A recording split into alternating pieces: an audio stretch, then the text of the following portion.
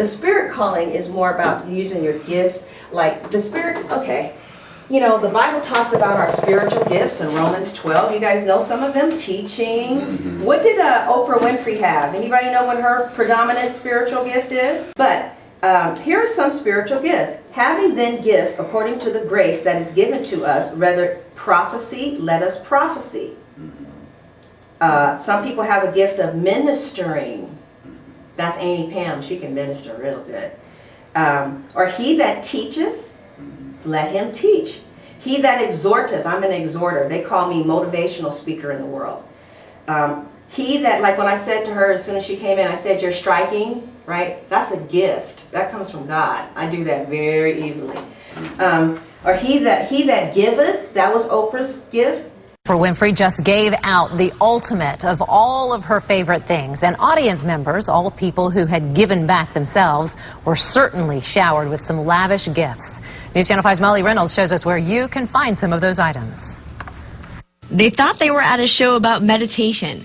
But first I want to talk about one of the best ways I believe that we can prepare for giving, and that is meditation.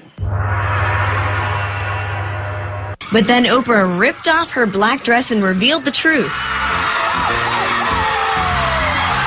Audience members were at the most anticipated show of the year. The women were crying. The men were crying. Others went absolutely berserk. Hold on to yourself. It's a long hour, so hold on to yourself. Okay, so let me... But then it was time to let the gift giving begin. Amid the diamond watches, cashmere and cameras, her favorite candles, which can be found on several different websites. Winfrey doled out expensive earrings, which, if you can afford, are sold at Nordstrom. She served up brownie and lasagna pans in Tory Burch tote bags. But after she brought the internet's fastest growing company to its knees, after it all, came the motherload of gifts.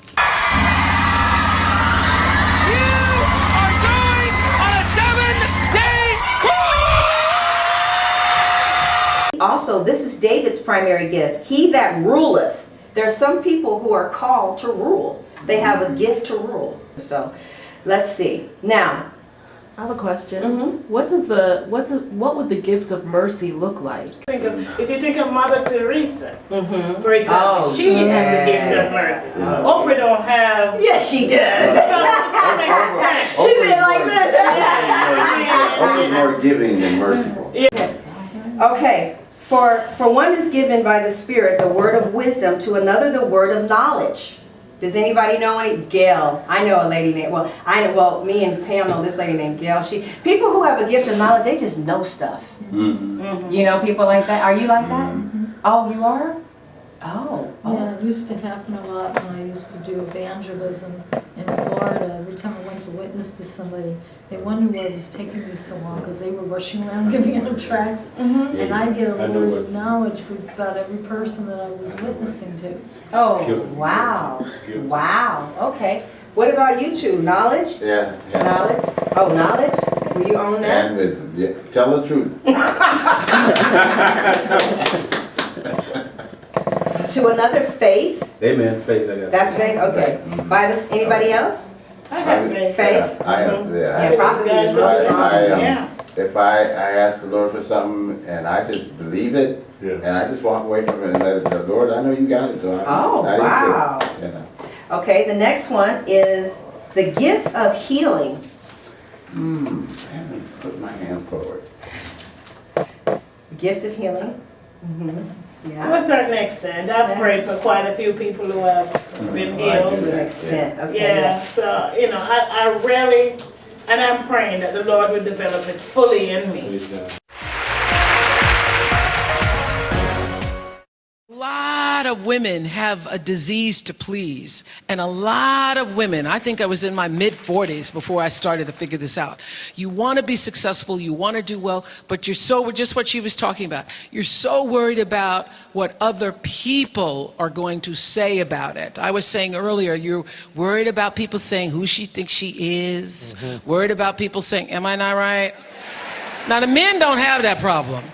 Men are like, this is who I am. Right. But women have that. I don't want people to think that I think that I'm too much. I don't want people to think that I think that I'm better than they are. I don't want people to think. How do you continue to move forward and live with the haters? Well, yes. How do you continue to move forward and live with the haters? I think that women are so loving and so nurturing and so giving, but here's a mistake that women and some men make as well. You cannot have a private relationship in a public arena. You cannot do that. You look to an inner circle of people who really know you for that validation, that pleasing, that strength, that understanding. Don't expect to have that kind of intimate relationship with people who just know you publicly and peripherally. Don't seek to be understood by the world. Most of our great leaders, world changers, thinkers were understood better after their life than during their life. So if you need everybody to understand you before you do it, I got bad news. You're going to be dead before you're fully understood. You better go ahead. You better go ahead and live on purpose and understand. It's like a woman who's pregnant and goes to the doctor and says, I want to have this baby, but I don't want my ankles to swell. I don't want this mask on my face, and I don't want to gain any weight. And he's going to tell her there's no way you can have the baby because this goes along with it. That goes along with purpose. Haters are a part of the process.